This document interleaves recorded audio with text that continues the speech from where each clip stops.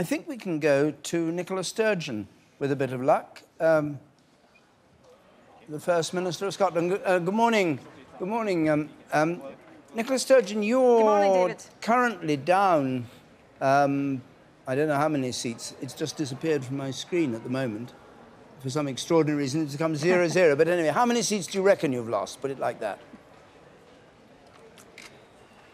Well, we're still waiting for the final tally, but what I think we're pretty clear about is that we will have one more seats than all of the other parties combined. So I think the first point I need to make is the SNP has won this election in Scotland. It will be our second best ever result in a Westminster election.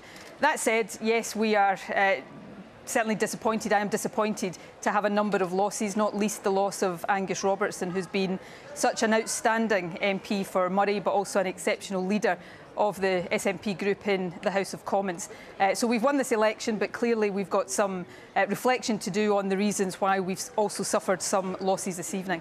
Is it right to say you've won the election? Because it's a UK election we're talking about here. I mean, you've got more seats in Scotland. I don't know how the popular vote turned out, but it's pretty damaging for you to have lost seats both to the Conservatives and to the Liberal Democrats and to Labour, who were thought to have been wiped out in Scotland before this election. Yeah. Well, I'm not trying to downplay the losses, but in answer to your question, yes, I do think it's legitimate to say that the SNP has won the election in Scotland. We will have, I think, more seats in Scotland than all of the other parties combined, and we'll have more votes than any other party. So, you know, by any definition, that is a winning of the election in Scotland. You know, there's been a number of factors at play in this election. I don't think there's any doubt about that. There's been a late surge to Jeremy Corbyn across the UK, including in Scotland, which wasn't necessarily detected in the polls in Scotland in the same way that it was elsewhere in the UK. Clearly, there is a post-Brexit uncertainty, and independence is clearly a factor in that. And, you know, I will reflect on all of that in the days to come. But, you know, I think the other thing that has to be said is that tonight is a disaster for Theresa May. She called this election voluntarily. She didn't need to. She thought she could steamroller the opposition and cruise to a landslide victory, and you know, she's left tonight facing a disastrous election result. Now we'll need to wait and see how the final results look in terms of what that means for the government of the UK. I certainly hope the SNP can play a part in a progressive alternative to a Tory government, but we'll have to wait and see how the final results tally. But what would you like to see happen? I mean, you want both independence and you want to remain in the EU.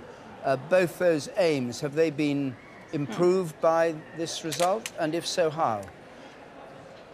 Well, look, I'm going to take time to reflect on this. It's, 4 o'clock in the morning, and like all other politicians, I've not had any sleep in quite some time. So I'm not going to rush to hasty judgments or decisions. But clearly there's thinking for me to do about the SNP result. I'm not going to let us lose sight of the fact the SNP has won this election in Scotland, but clearly, equally, I'm not going to try and gloss over the fact that we have suffered some losses this evening. Once we know what the final result is tomorrow, I think it's very likely that the SNP will be the third largest party in Westminster, as we were in the last Parliament. So we'll want to, if we possibly can, try to be part of a progressive alliance that is an alternative to the Tories, but that will very much depend on how the arithmetic looks when the final results are in. And when we talk arithmetic, are you slightly chastened when you say we've won this election, that you don't have 50% of the popular vote in Scotland, probably something under 40% of the popular vote? It's only the electoral system, which of course you don't have for Holyrood, that allows you to say you're the largest party. Look, I think anybody listening to me right now, David, is not going to hear me trying to overplay the SNP results. But equally, I think it's reasonable for me as the SNP leader, when we've emerged with more votes than any other party and more seats than all of the other parties combined, to point to the fact that the SNP has won the election here. Before 2015, as you will be well aware, the largest number of Westminster seats the SNP had ever had was 11. And going into the 2015 election, we had 6. We will likely end up with slightly above 30 when the final results are counted. So, you know, I'm not standing here. I'm trying to be pretty straight with you. I'm not trying to gloss over some very disappointing losses, but I think I'm entitled to point to the fact that we have won the election, and clearly the losses are something that I will have to reflect on when we understand and analyse the reasons for that.